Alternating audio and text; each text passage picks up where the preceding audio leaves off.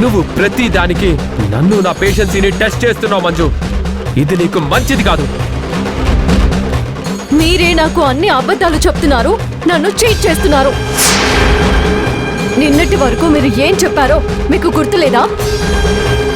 నాకు ఎక్కడికి ట్రాన్స్ఫర్ అయితే అక్కడికి నాతో పాటు వస్తాను అని మీరు నాతో చెప్పారా లేదా? మీరు మాట మార్చి నాకిచ్చిన మాటని తప్పి ఆ మినిస్టర్ పదవి ఆశ చూపించేసరికి మీ భార్య కూడా మీ కంటికి కనపడకుండా పోతుంది.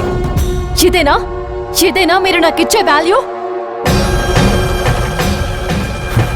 ఇష్టం వచ్చినట్లు అరవకు. నేను అరుస్తున్నానా? ఇప్పుడు ఇది అరవటం కాదా? ఆ సిఐ గాడు ఏం చెప్తే అది చేసేయడమేనా నువ్వు?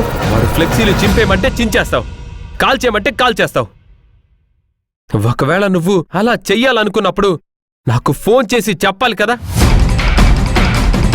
మీరెళ్ళి ఆ మినిస్టర్ దగ్గరుంటే నేను మీకు ఫోన్ చేయాలా? అయినా మీరెందుకు యూత్ ప్రెసిడెంట్గా? మిమ్మల్ని రాజకీయాల్లోకి వెళ్ళొద్దు అన్నాను కదా. మీకు నా మాట అంటే లెక్కలేదా? వెళ్ళాను మంజు, నేను వెళ్తాను. ఇదే నాకు గుర్తింపు తెస్తుంది. అవును, బాగా గుర్తింపు తెస్తుంది. ఫైల్ దొంగతనంగా మొయ్యడానికి, డబ్బులు సీక్రెట్ గా పంచడానికి గుర్తింపు. ఇదే కదా మీ గుర్తింపు. ఇంతకన్నా ఏముంటుంది? ఏం మాట్లాడుతున్నావు మంజు?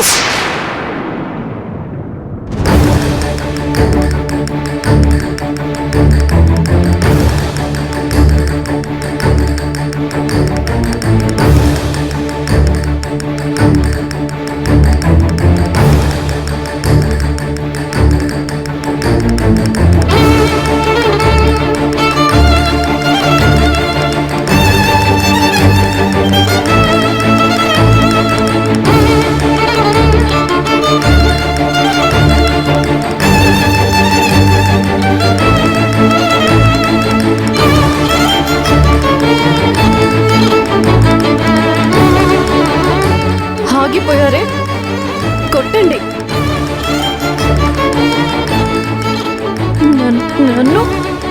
నన్ను కొట్టడానికి చెయ్యొద్దారా? మీరు రాజకీయాల్లోకి వెళితే మీ ప్రవర్తన ఇలాగే ఉంటుంది.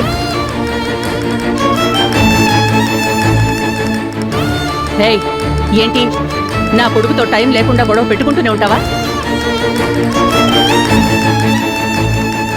రే సత్య, ముందుక్కడి నుంచి బయటికెళ్ళు. చెప్పేది నీకేరా, బయటికి వెళ్ళు.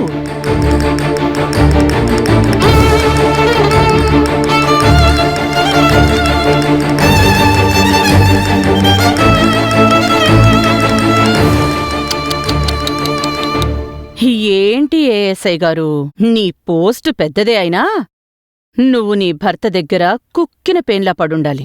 కాదంటే కుదరదమ్మా. ఇప్పటికిప్పుడు నిన్ను ఇంట్లోంచి మెడబట్టి బయటికి గెంటించగలను, కానీ నా కొడుకు రాజకీయంగా ఇప్పుడిప్పుడే ఒక్కో మెట్టు పైకెక్కుతున్నాడు. కొద్దిగా ఎక్కిన తర్వాత వాడిచ్చేతే నిన్ను ఇంట్లోంచి మెడబట్టి బయటికి గెంటిస్తాను. గుర్తుంచుకో.